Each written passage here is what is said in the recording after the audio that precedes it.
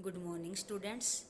आज हम BEd second year की टीचिंग फाइल के बारे में डिस्कस करेंगे।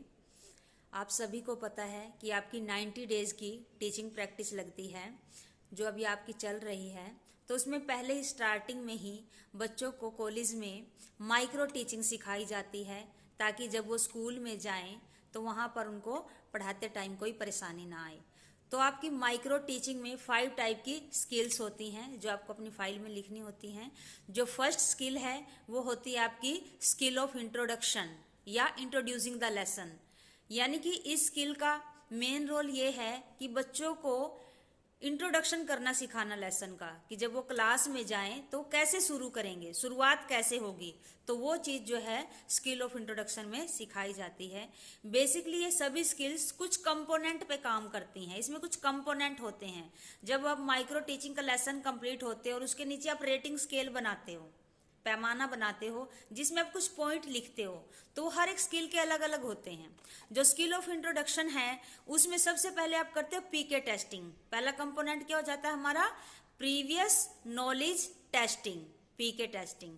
यानी कि बच्चों का पूरा ज्ञान, कि बच्चों को स्टार्टिंग में ये देखना कि उनको नॉलेज क्या है, बेस क्या है बच्चों का। उसके बाद जो है अपना टॉपिक इंट्रोड्यूस करना उनके लेवल के अकॉर्डिंग। उसमें जो है हम 5 से 7 क्वेश्चन पूछ सकते हैं बच्चों को, जिसमें बच्चे जो है उनका आंसर करेंगे। उसके बाद जो है फिर हम देखते हैं डिवाइसेस शुड बी अप्रोप्रिएट, कि जो भी हम डिवाइस यूज करेंगे उसमें हम एग्जाम्पल, सिमिलैरिटीज या कोई ऑब्जेक्ट या कोई स्टोरी टेलिंग, डायलॉग्स जो भी यूज कर रहे हैं अपने लेसन को डिलीवर करने के लिए, इंट्रोड्यूस करने के लिए, तो वो चीज जो है हमने इसमें सीखनी है। उसके बाद जो है maintenance of continuity. Third component क्या हो जाता है, मेंटेनेंस ऑफ कंटिन्यूटी। यानी कि जो हमारा लेसन है वो कंटिन्यूटी में चल रहा है या नहीं, हम अननेसेसरी पॉजेस तो नहीं ले रहे बीच में, हम अपने टॉपिक पे आ रहे हैं या नहीं आ रहे। अभी तक जो हमने लेसन नहीं पढ़ाया यहाँ पर, अभी तक तो जिस सिर्फ जो है हमने बच्चों को टॉपिक तक लेकर आना है इस स्किल में। उसके बाद आ जाता है रेलिवेंसी ऑफ वर्बल और नॉन वर्बल बिहेवियर। यानी कि 2 तरह का व्यवहार होता है क्लासरूम में, एक वर्बल और एक नॉन वर्बल, एक शाब्दिक और एक अशाब्दिक।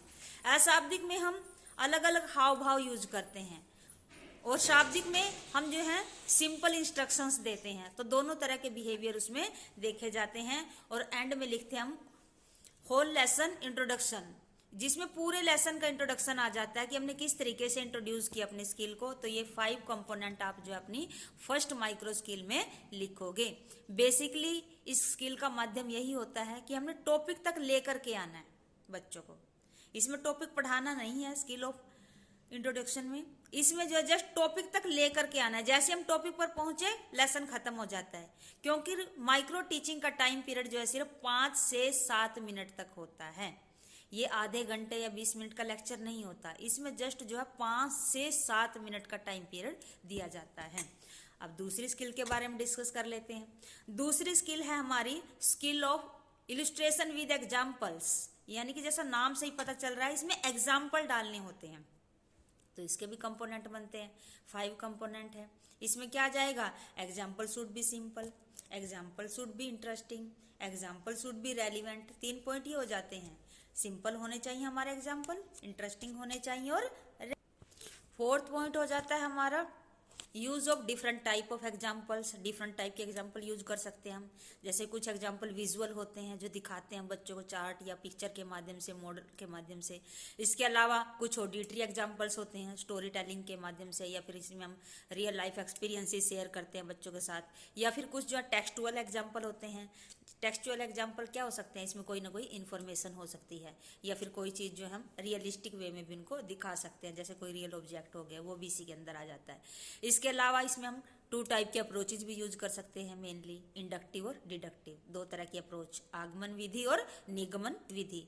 जिसमें जो हमारी इंडक्टिव अप्रोच है, इसमें हम पहले बच्चों को एग्जाम्पल के माध्यम से क्लियर करते हैं टॉपिक को, एग्जाम्पल से कॉन्सेप्ट की तरफ लेकर के जाना, वो हो जाता है हमारा inductive approach. While deductive approach में क्या होता है, डिडक्टिव अप्रोच में कॉन्सेप्ट पहले क्लियर किया जाता है, उसके बाद एग्जाम्पल जैसे हम इसको बिल्कुल ही सिंपल एग्जांपल से समझ सकते हैं, जब हम बच्चों को कोई ना कोई मैथमेटिक का टॉपिक कराते हैं तो टीचर पहले बच्चों को 2-4 एग्जांपल कराता है क्लासरूम में, और उसके बाद उस एक्सरसाइज में उस एग्जांपल से रिलेटेड फॉर्मूला से जो भी सम किए जाते हैं वो बोल देता है कि आपको इन एग्जाम्पल की तरह ही खुद सोल्व करना है इनको।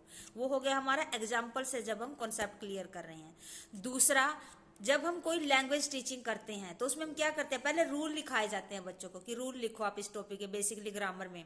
तो उसमें क्या होता है, उसमें वहां पर पहले रूल करेंगे बच्चे, यानी कि पहले कॉन्सेप्ट की तरफ जाएंगे और उसके बाद फिर एग्जाम्पल करेंगे, बाद में रूल हो जाने के बाद हम उनको एग्जाम्पल क्लियर करते हैं।